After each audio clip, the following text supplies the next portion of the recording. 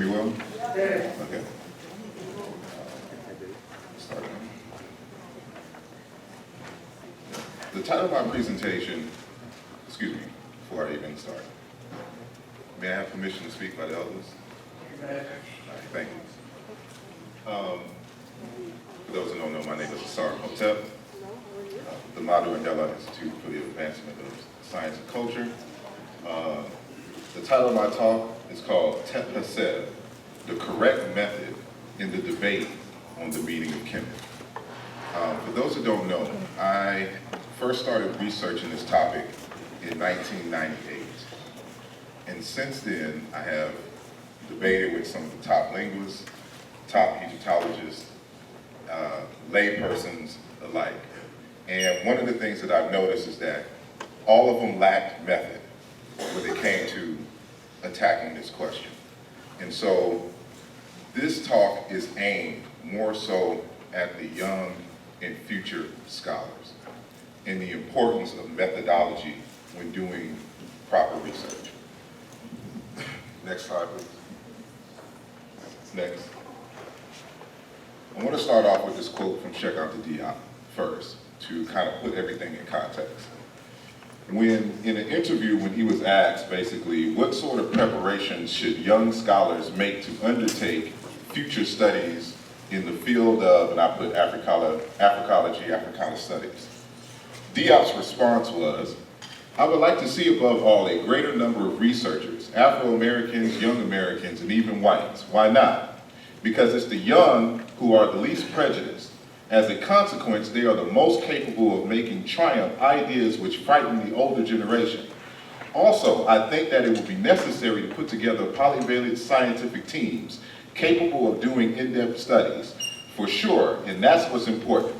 It bothers me when someone takes me on my word without developing a means to verify what I say.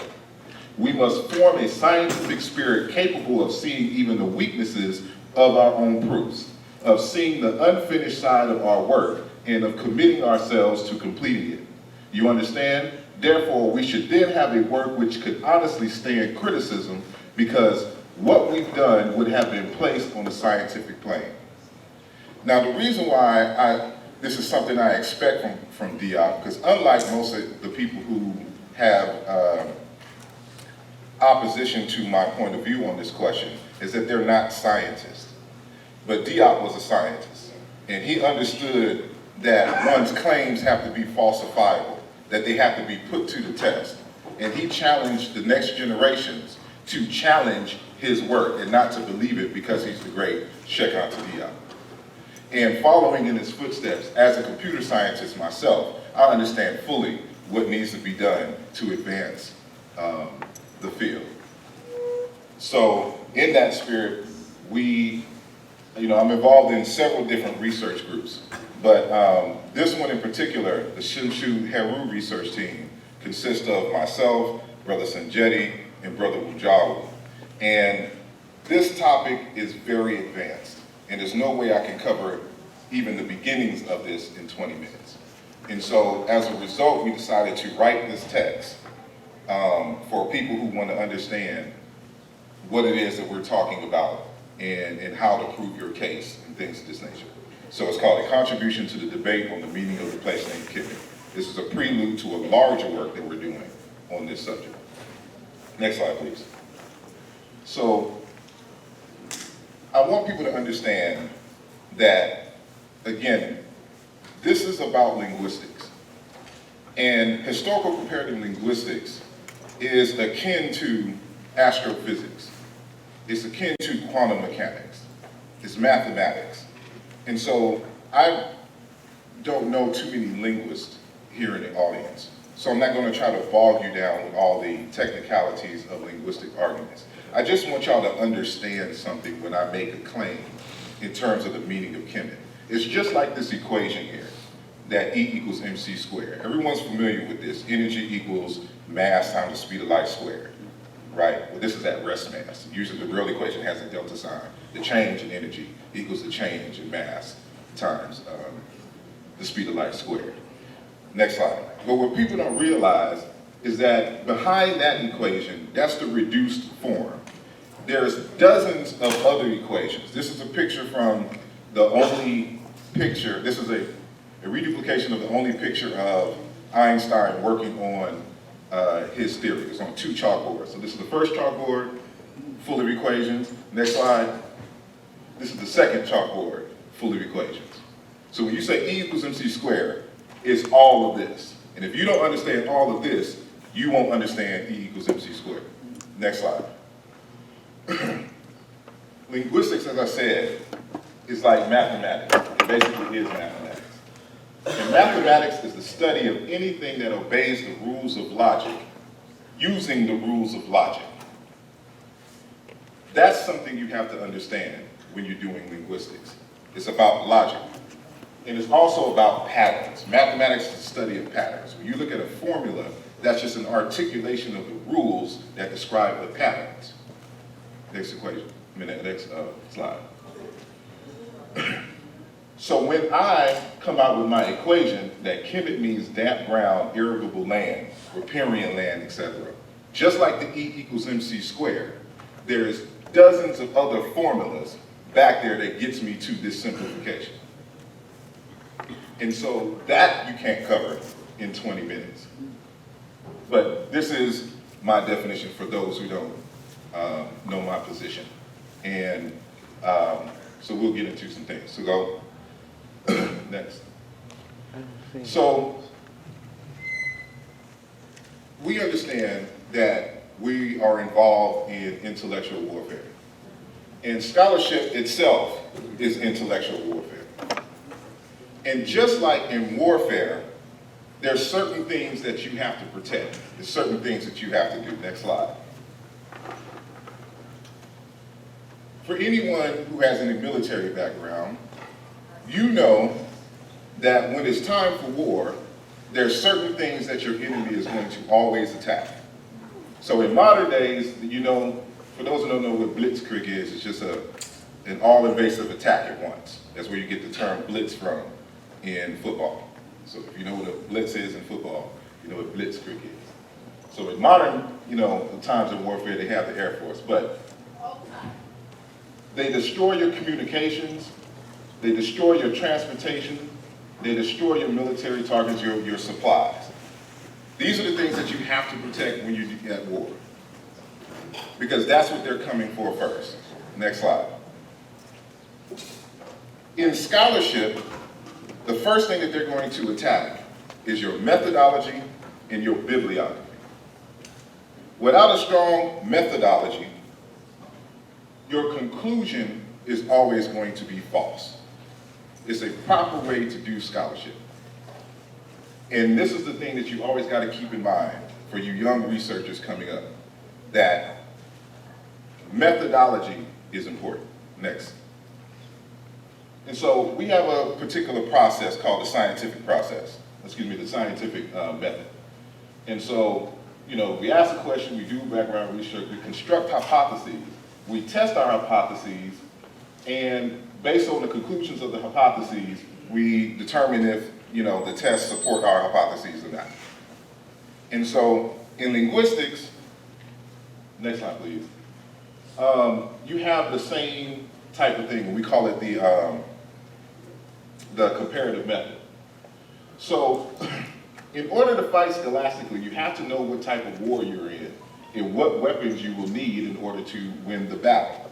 So on this issue of Kemet, it's a linguistic argument, which means you have to have the tools, the weapons of linguistics to win the argument, to win the battle. Next slide. This is about the etymology and the meaning of the word Kemet. If any scholar comes before you and has not done an etymological analysis, they are wrong, they are guessing, they have a hypothesis. There's a process that you got to go through. Since we are trying to understand the meaning and etymology of the word Kemet, we thus have entered the domain of linguistics and semantics, and must use the tools, weapons of linguistics to answer the question, to win the war. Next slide. From the book, the Continuum Companion to the Historical Linguistics, Dr. Krish's chapter on etymology gives you what you're going to have to do etymological work. The big difference between Socrates, he was talking about the evolution of etymology and how we got to today. So starting with Socrates, of course, because they always start with the Greeks. The big difference between Socrates' approach and the modern etymology is that nowadays one tries to argue systematically in all strata, in phonology, in morphology, and in semantics, pragmatics, and also extra-linguistically in philology, in culture. One also takes into account historical developments. If one wants to be a productive and successful expert in etymology, one has to thoroughly study all areas mentioned. Next slide. That means, since we're talking about the etymology and the meaning of Kemet, whatever scholar comes to you in front of your face, they have to present something from all 6 areas here, because that's how you do etymology. So, at question and answer, ask any one of us in any one of these areas to provide proof of their claim. And let's see, what happens. Next slide. In the 19th and 20th centuries, these scholars, the comparative method based on strict morphological, phonological, and lexical comparison was developed. The most important output of this research was the discovery of sound laws, which mediate between cognate languages, their respective older stages, and their common predecessors. This research in turn relies on good etymologies of words that exemplify the sound laws and the regularities of word formation. So the first step that you would have to do as an etymologist was to set up your sound laws. Next slide. You set up your sound laws by certain comparisons. So I'm going to do a quick case study. So Dr. Mario Beatty, some years ago, did a paper and a presentation, I think at ASCAC, called Hesse, Wretch, the Anatomy of Informed Relations Concept. And the word Hesse means weak, feeble, cowardly, humble of rank, mean of conduct, vile of enemy, speech, wretch, coward. This picture is from an old video that I shot at the University of Houston when, yeah. This is way back in like, all those words. This is old. So if you see a video of Dr. Beatty with hair teaching about Dr. Diop, that's me behind the camera. So anyway, next slide please. And so the controversy is that they really don't understand the meaning of the word Hesse. But linguistics helps us answer that fully and more accurately. And so the first thing we have to do is set up the sound laws. So what I have here is what I call Chicam Egyptian, the Yoruba language, and the sound correspondences on the right. And so when you go through each of these, I have it highlighted in red so you can get it, that these correspond with each other in each language. So I have set it up to where wherever there's an S in Egyptian, there's going to be a sh sound in Yoruba. Next slide. It's the same thing here. So when you say was is the same thing in Yoruba as ashe in these different words. The sound correspondences match. Now in Yoruba, they lose the W and they lose for those who transliterate meta nature, the capital A, which is the nasalized articular, it's a type of R. This is important, next, because reflexes of this root, this she root, means to offend, to miss, sin, an unprecedented mistake, an accidental error, shishi, mistaken, shishi, to misbehave, ashishe, a mistaken deed, a deed which is wide off the mark, shisho, to speak wrongly, to make it slip of the tongue. All of these are different variations of that common root, which gives us next the cognate for the word wretched in Egyptian, which is hesed. So, as I gave it before, so we have two cognates, two forms of the same word, hesed and was, or waset, who's a miserable person, a wretch. And so Yoruba, we say oshi, wretchedness, shoshi, to be wretched.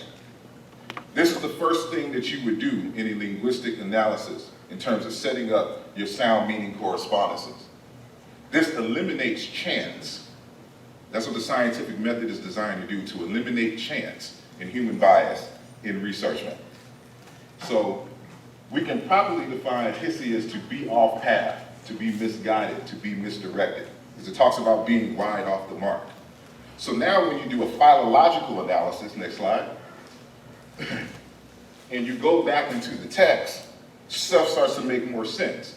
So Dr. Beatty spoke on Tefi, of Walla, and this particular thing in the first intermediate period, where he says, and on whomsoever I laid my hand, no harm could approach him, because my reasoning was so expert and my plans were so excellent, but every ignorant person, every wretch who opposed me, I retaliated against him for his deeds. The way that they use Hesi is to be in opposition, to be off path.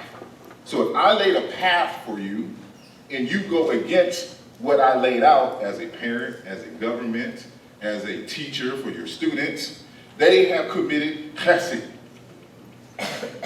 And so this is why in the Imhotep text, it has a similar feeling. And so everybody who's opposed to us, that is off the mark, is Hesi. Next slide.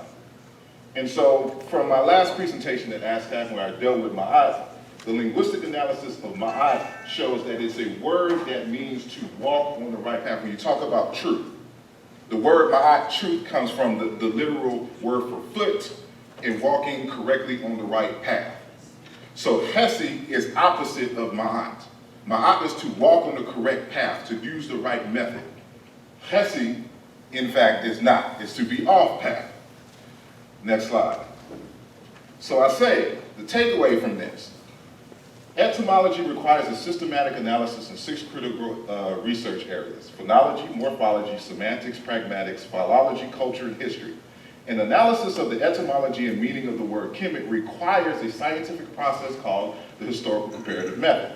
If one's analysis on kemet doesn't include a complete analysis in all 6 areas mentioned and the historical comparative method, then one's research is essentially Hesi, weak, vile, wretched, off path, misguided.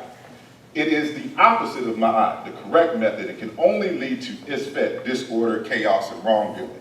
There's a reason why we have a process of scholarship.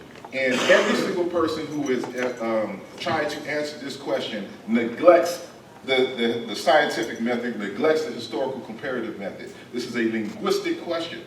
And so that should have been the first thing. This is how you determine what the root and the meaning of a word is, through the historical comparative method. And so I have some bonus slides, but that's my time. Thank you.